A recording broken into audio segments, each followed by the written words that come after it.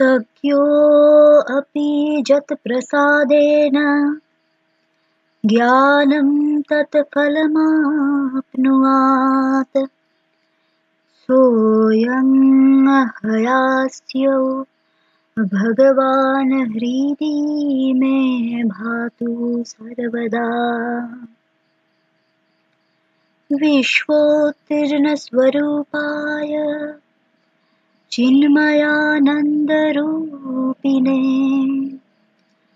तुभ्यं हयग्रीवो विद्याराजाय स्वाहा स्वाहा नमः। ऋग्यजुसामरूपाय वेदाहरणकर्मणे प्रणवोद्गीतवपुषे महाश्वशिरसे नमः स्वाहा स्वाहा नमः।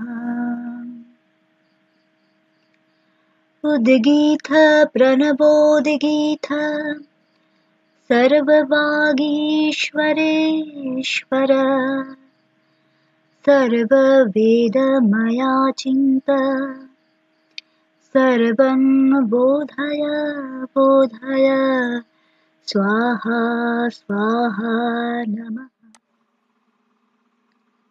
গুড মর্নিং স্টুডেন্টস, আমরা আজকে যে বিষয়টা নিয়ে আলোচনা করতে যাচ্ছি সেটা হচ্ছে বৈদিক সাহিত্য। এবারে বৈদিক সাহিত্য একটি বিশাল সাহিত্য ভান্ডার এবং বৈদিক সাহিত্যের আলোচনা শুরু করতে গেলে প্রথমেই যে শব্দটি আমাদের সামনে আসে সেটা হচ্ছে বেদ। বেদ শব্দ বিদ ধাতু থেকে নিষ্পন্ন। বিদ ধাতু এবং ঘঞ্জ প্রত্যয়ের সমন্বয়ে বেদ শব্দটি নিষ্পন্ন হয়। আর বেদ শব্দের ব্যুৎপত্তিগত অর্থ হচ্ছে বেদন, জ্ঞান কিংবা পরম জ্ঞান। বেদ শব্দের কয়েকটি প্রতিশব্দ হচ্ছে শ্রুতি, ত্রয়ী, আগম, ছন্দস ইত্যাদি। এবারে আমরা বেদের সংজ্ঞা দেখতে পাচ্ছি। বেদের সংজ্ঞা নিরূপণ করতে গিয়ে আপস্তম্ভ বলেছেন মন্ত্র ব্রাহ্মণয়োর বেদ নামধেয়ম। সায়নাচার্য বলছেন মন্ত্র ব্রাহ্মণাত্মক শব্দরাশির বেদঃ। আচার্য মনু বলছেন বেদঃ অখিল ধর্মমূলম। তারপর আমরা বেদের বিভাগগুলো নিয়ে আলোচনা করছি। তো বেদের ভাগ দেখা যাচ্ছে প্রধানত দুটো, মন্ত্র এবং ব্রাহ্মণ। ব্রাহ্মণ ভাগেরই আরো দুটো পার্ট আছে, যেটা হচ্ছে আরণ্যক এবং উপনিষদ। সুতরাং বেদের ভাগ দাঁড়ালো মন্ত্র, ব্রাহ্মণ, আরণ্যক এবং উপনিষদ। এবারে মন্ত্র। মন্ত্রভাগই হচ্ছে বেদের মূল বা প্রাচীনতর অংশ।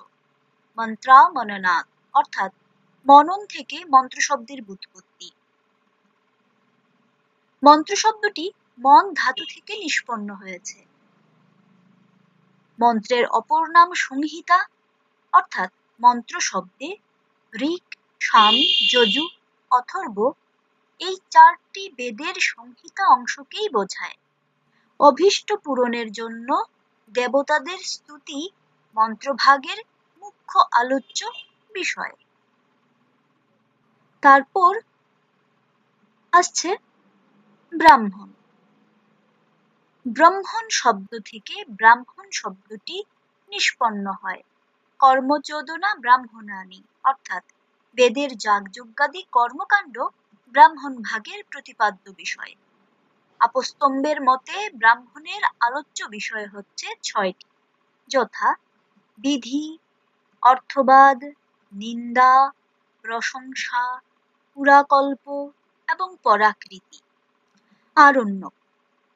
অরণ্যে উক্তমিতি আরণ্যকম, অর্থাৎ যা অরণ্যে উক্ত হয় তাই আরণ্যক। আধ্যাত্মবিদ্যা, আত্মতত্ত্ব, ব্রহ্মতত্ত্ব, সৃষ্টি রহস্য ইত্যাদি জ্ঞানকাণ্ড আরণ্যক ও উপনিষদের প্রতিপাদ্য বিষয়।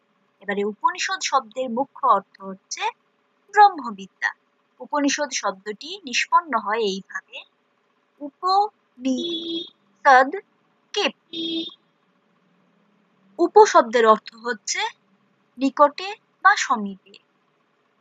নি মানে নিশ্চিত রূপে, সদ মানে জীর্ণ করা, বিনাশ করা, গমন করা ইত্যাদি। অর্থাৎ যে পরম জ্ঞান মুমুক্ষু জীবের অবিদ্যাকে বিনাশ করে পরব্রহ্মের নিকটে নিয়ে যায় তাকেই বলা হয় উপনিষদ।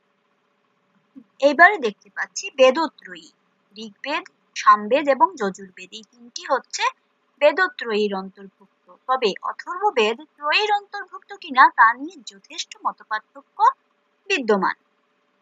তো আজকের আমরা এই সেশনে এই বিষয়গুলো নিয়ে আলোচনা করলাম। পরবর্তী সেশনগুলোতে আমরা বৈদিক সাহিত্যের অপরাপর বিষয়গুলো নিয়ে আলোচনা করব। ততক্ষণ সবাই ভালো থাকবে, সুস্থ থাকবে, সুন্দর থাকবে। এই বলে আমি আজকের আলোচনা এখানেই শেষ করছি।